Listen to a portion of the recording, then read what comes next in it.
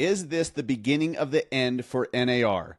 Earlier this week on Monday, Redfin announced that they are leaving the National Association of Realtors and they're instructing all of their agents and brokers to do the same in markets where they can. Does this mean that this is the end of NAR? And here's what you need to know as an agent.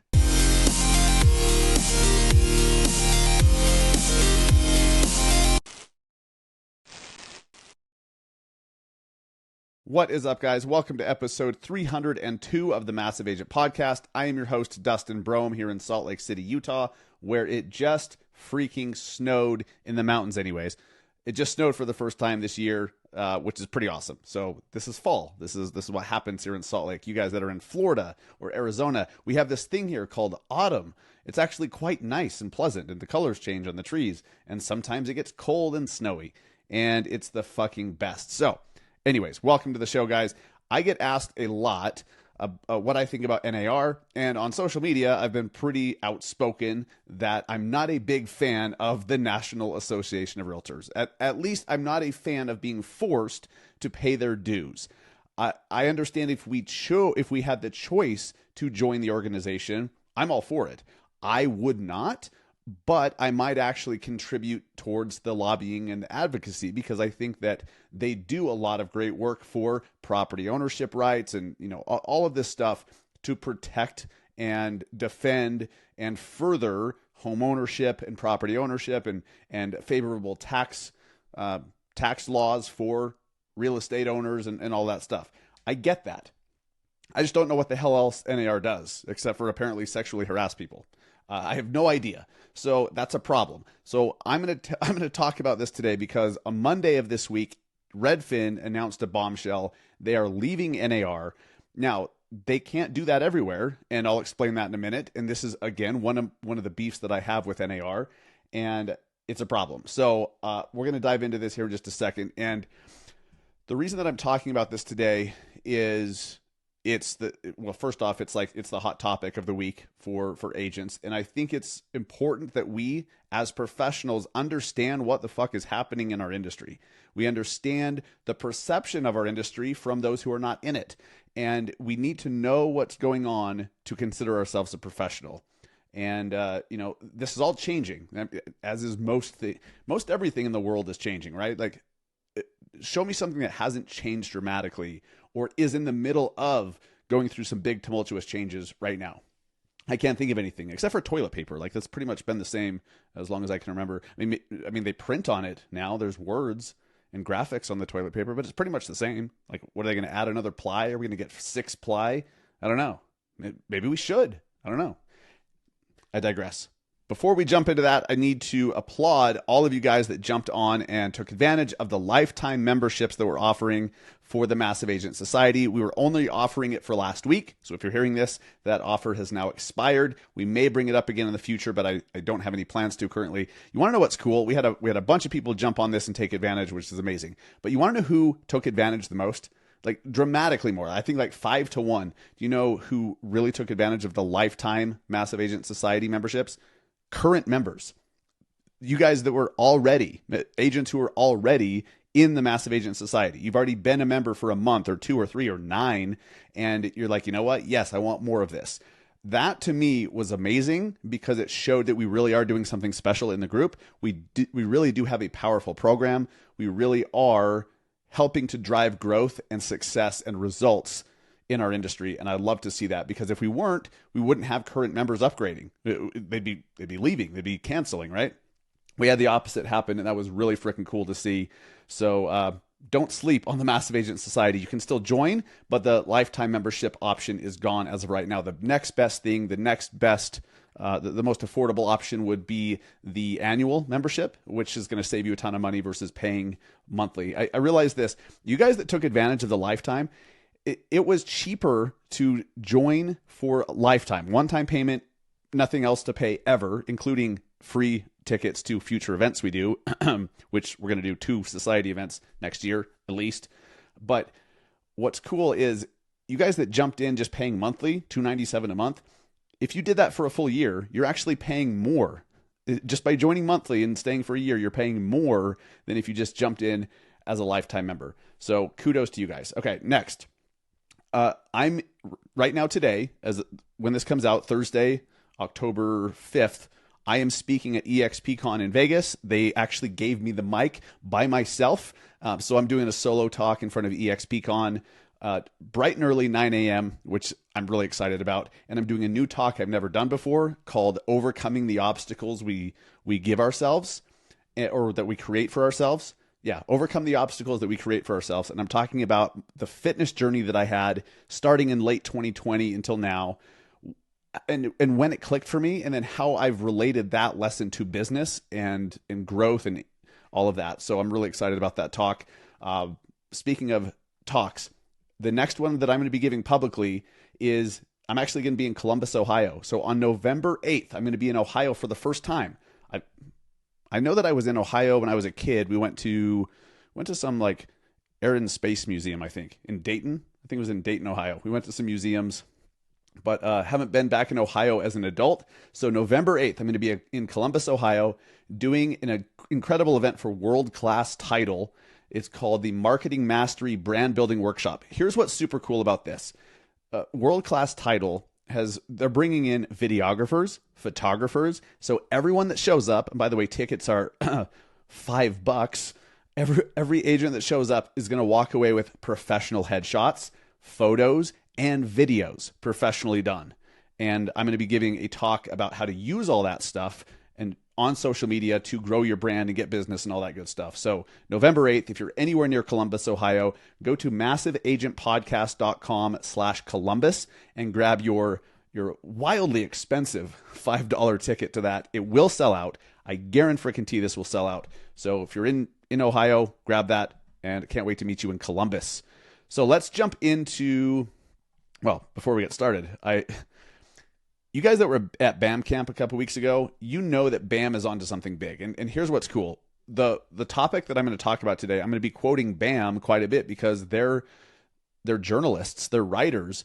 They're actually doing an incredible job digging into breaking news in the industry. And like within a matter of minutes of breaking news, they're on it with a ton of detail. So BAM is like, BAM is not just memes and jokes and, how to make a great Instagram post.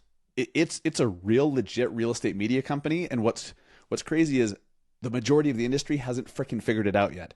Now BAM.com is amazing. But what else they haven't figured out is BAMX, the community that takes like-minded, serious, entrepreneurial agents, puts them all in one place. And BAMX has a bunch of online courses.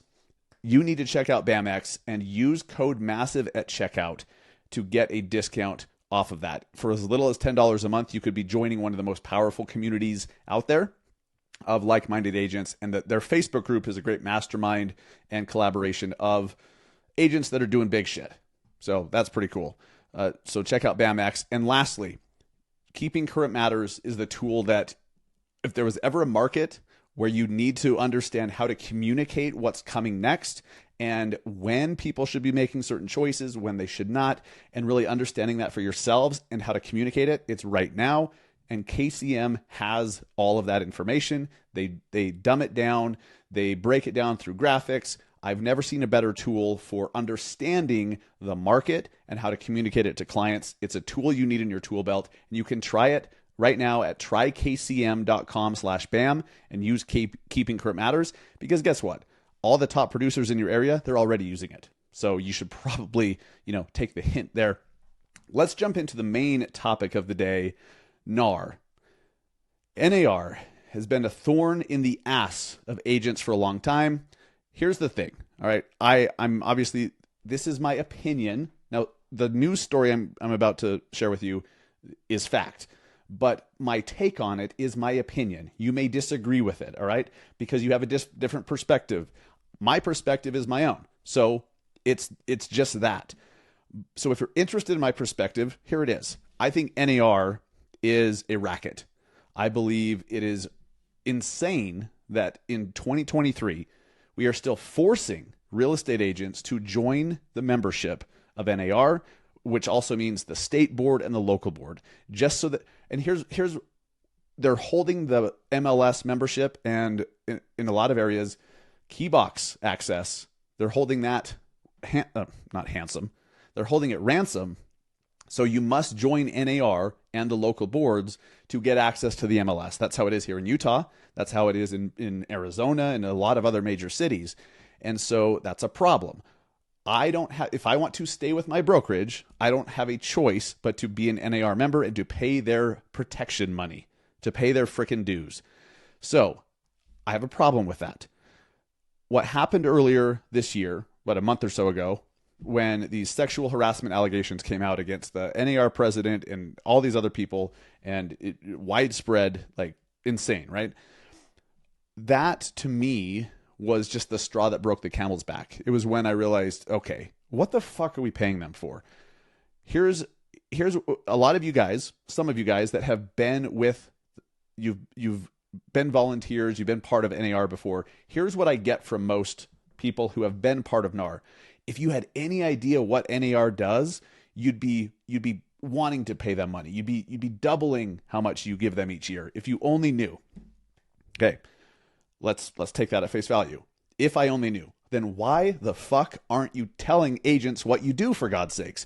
Agents have no freaking idea what you do, NAR. We have no idea. Now, I know that NAR does a lot of advocacy. There's a lot of lobbying. And according to the research I did, $81.7 million was spent on federal lobbying last year by NAR. Let's call it $82 million. Okay. Awesome. I agree with that. We need that. We need that. So why can't we just have that and cut the rest? Why are we paying for all the other bullshit? Why are we paying for people to be sexually harassed? I don't understand it. What the hell else does NAR do outside of advocacy and lobbying, aside from sell our freaking cell phone numbers to health insurance salespeople? What else do they do? Tell me.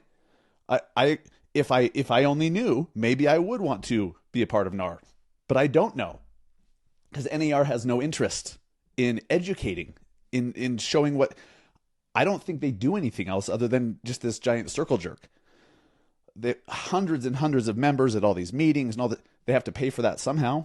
Why is any of that necessary? Why do they have to spend $45 million to an advertising agency just last year alone? Okay, they spend $82 million in 2022 on advocacy and lobbying. $45 million, more than half, was spent on one marketing agency to advertise realtors. The blue logo, okay, like redoing the logo. Remember that bullshit a couple of years ago? To me, it's a giant waste of money. So why can't we just keep the advocacy and the lobbying and cut the rest? Why can't we just round up and give $100 million to advocacy and then cut the rest? Why? What the hell else do they do besides sell my information to spammers that text me 14 times a day asking if I need health insurance? I'm all ears. I'm all ears. I've done research and I can't freaking find out. Yes, they do some events here or there, but for most people, they suck. For most agents that I know, for most of you guys, NAR events are just not an option to go to because they're so corporate and bland and boring and they freaking suck. They're just trying to please everybody, so then they please nobody. That's a problem. So, earlier this week, Monday, Redfin announced they are done with NAR. Now, this is a big deal. Redfin has around 1,800 agents. So Glenn Kelman, the founder and CEO of Redfin, announces it's done. It's two reasons. Redfin announced they are leaving NAR because of policies requiring a fee for a buyer's agent compensation on every listing. Okay, agree or disagree, that's their reason. And then number two, NAR's pattern of sexual harassment. For them, after reading this article on BAM, that was the straw that broke the camel's back as well. So Redfin had a board seat on the National Association of Realtors. They were part of the NAR board. They left that in June because they realized Redfin paid $13 million in dues since 2017. And they're seeing no benefit to that for their members whatsoever. Redfin has decided they can't implement changes from the inside. They can't influence changes. So they just want to be done. Here's the problem. Like I mentioned earlier, there's a lot of major cities, a lot of major markets where in order to have MLS access and keybox access, you must be an NAR member. So Redfin has instructed their agents and brokers within their company to leave NAR as well in places where it's possible, which is not everywhere. But in Seattle, according to this article, in Seattle, in Boston, and New York City, Redfin can leave NAR. So that supposedly, by just Redfin leaving NAR right now in the markets that they're able to, without cutting off the legs of their agents, it's going to cost, NAR is going to be losing $1 million a year in dues. I've asked my brokerage, EXP, why are we requiring NAR membership? Their response, because that's how we get MLS access. I have a problem with that. Being forced into a trade organization, to me, sucks when we have no transparency, we have no control. We have, they say we have control. We could always, I'm told this all the time. Well, you can just join and volunteer and then, your voice can be heard. Bullshit. When you have 47,000, I know it's not that many, but when you have hundreds and hundreds, like 800 different people all voting on different bullshit, like it's just so inflated. There's so much red tape. There's so much bloat, so much waste. It's insane. It just needs to be cut. And the leadership at the top is the problem. Why aren't we getting rid of them? Again, this is my opinion, but Redfin is leaving NAR, and that is not opinion. That is fact. So what is in store for you in the future? Do you want to stay with NAR? If your brokerage, I want you to ask yourself, if your brokerage came out right now and told you, you know what, we have made it work, so you no longer need to be a member of NAR. It is now a choice. Would you? Would you stick around as an NAR member? Would you continue paying them dues? I would still continue contributing toward the advocacy for property rights and for favorable tax laws for property ownership and real estate investment and all that stuff. I agree with that. All the other bullshit, I'm not. So no. And why would I be a member of the local boards either? Like, I don't know. That's me. So if I'm given the choice, me, Dustin Brohm, given the choice of being an MLS member, given MLS access without NAR membership, I would take it in a second, as long as my brokerage allowed it. And a lot of brokerages don't, because without MLS access, the agents can't sell anything. So it's a catch-22. What's really interesting about this news report, Redfin is asking NAR to decouple NAR membership from MLS access. With so many agents still unable to leave NAR without losing access to listing databases, lockboxes, and industry standard contracts, that's kind of important. The Redfin statement explicitly asks NAR to decouple access to these tools from NAR membership. I love this because BAM, they're reporting, Vanessa Bowman, who did the article, is an honest journalist. Considering the high percentage of NAR members who joined only because it was required to access the MLS, etc., removing this requirement would likely cost NAR millions of dollars in membership dues. Hop on any comment section or social media post that references NAR membership dues, and it appears the majority of industry professionals disagree with NAR's response to this story, which says, NAR's emailed statement also stated agent compensations and the requirements for agents to pay dues are considered the best value in the world. And BAM says, according to every social media post and comment section we've seen, that does not seem to be the case. I'm going to try to limit my ranting on this because, again, part of it's frustration. Part of it is just not understanding how you could be so incompetent as this major. Like, they're one of the largest trade organizations in the world. One of the largest trade organizations in the world with, 1.5 million members, something like that? Yeah, 1.5 million members. I think it's probably a little bit less this year, for sure. But over 1 million members. How could you be so arrogant to not feel that you need to, justify your existence to your members?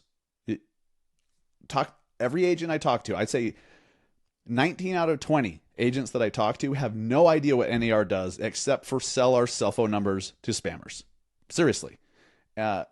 So that's on NAR. Doing better is like, can you do better? Like, if there's nothing else that you really do, how do you really explain what you do, right? NAR sent out a link. Where was this? Let me find it. There was I was in the comment section. I did my research for this shit. I was in the comment section in a Facebook group, and it was Jay Thompson, formerly of Zillow. He posted a link to the 2022 year-end NAR advocacy success. His point was kind of along the same lines. If you had any idea how much NAR does for us and for property ownership rights, we'd be so happy to pay those dues. We'd be wanting to double it, right? He didn't specifically say that, but that's the spirit of, people like him and what they say. So he sends this link. Here's everything they're doing. It's literally just a link to all the advocacy, right? Exactly. Besides advocacy, what the hell else is there? Advocacy was only $82 million from last year. Where's the rest of the money going? I'm going to go back to BAM, because August 28th, they came out with a great article. How much is NAR paying its executives and independent contractors? A breakdown in compensation from 2011 through 2021. Here's interesting. Here's the big question. How much did the NAR CEO, Bob Goldberg, make last year? Well, let's see. NAR expenses for 2021. In 2021, Bob Goldberg, the CEO, made $2.5 million. Okay. But in 2020, Bob Goldberg made $2.4 million. And then 2.2 the year before. All of this. 2019, $71 million was spent to the Havas Marketing Group to advertise realtors are awesome. Like, those commercials do nothing. Do you really think, again, this is my opinion, do you really think there's somebody sitting there watching their football game and a realtor commercial comes on saying, we're realtors, and they show the little, blue box deal and the fucking name tags, and they're like, oh my God, you're right. I must hire a realtor immediately. And maybe it helps them justify the decision they've already made, but I can't imagine somebody that's sitting there filling out their for sale by owner bullshit on Zillow, sees a commercial that says realtors are great, and they're like, you know what, you're right, and they delete the tab. I can't imagine that happens. So that was 2019. I know, that was 4 years ago. $71 million in one fucking year was given to Havas Marketing Group. Let's get a little bit closer. 2020, it was only $10 million. Only $10 million. That's a dramatic decrease. Then 2021, Havas Marketing Group, $46 million. $46 million to... This is why I'm frustrated. We're spending all this money, 1.5 million members, spending all this money, and we have no fucking clue what we're getting for it. I understand the advocacy. I agree with it. I want more of it. Everything else, why? Why? If you have an answer to that, let me know. I'm serious. My mind is not... I'm not so rigid in that I don't want to know the answer to that. I do want to know the answer to that. I've tried to find out the answer for 12 fucking years as an agent, and I can't get a direct answer other than advocacy. NAR does so much advocacy. Yes, I know, but what else? All right. So how is the landscape going to change over the next 5 years? I have no idea. I believe NAR, this might be the beginning of the end for them. Redfin, I believe, will be the first, because there's so much hatred and so much frustration and anger towards NAR right now from agents that I think Redfin may actually gain agents who don't want to be a part of NAR that now see Redfin as the only way to do that. That's interesting. So who's going to be the next brokerage? Who's going to be the next 1099 independent contractor brokerage? Is it going to be Keller? Is it going to be EXP or Remax or whoever the hell? You get one of these big brokerages that says, you know what? You don't need to be an NAR member anymore to be an agent with us. They're going to gain agents. It's going to become a marketing tool, or a recruiting tool. And this is my thing with EXP. Like, why, if in markets where it's not required, let's not require it. And then let's try to make it not a requirement everywhere else, so that agents have a choice, or at least can decide where their money goes. If we just want to donate to the advocacy, we can. If we want to donate to whatever the hell else there is, they can do that too. Choices. I'm a freedom guy. I don't like being forced to do something, especially when that thing is apparently not palatable. So take that for what it's worth. But shit's going to be changing. I believe more brokerages are going to be following suit. Redfin is the first to jump in the pool. Redfin, I applaud you. I respect you. Mad respect for making this decision. I know it's probably not an easy one. You're going to be taking arrows and shots. But in my opinion, Redfin is doing what they believe is right. Whether you agree with that or not, they are doing what they believe is right. And that I respect. Even if I disagree with that thing, I respect it. So Redfin, I applaud you. Who's next? Really curious to hear your thoughts on this news story. What would you do if your brokerage all of a sudden said, you don't need to be a member of NAR? Would you stay? Would you keep paying dues? Or would you say, peace? I think most of us would say, see you later.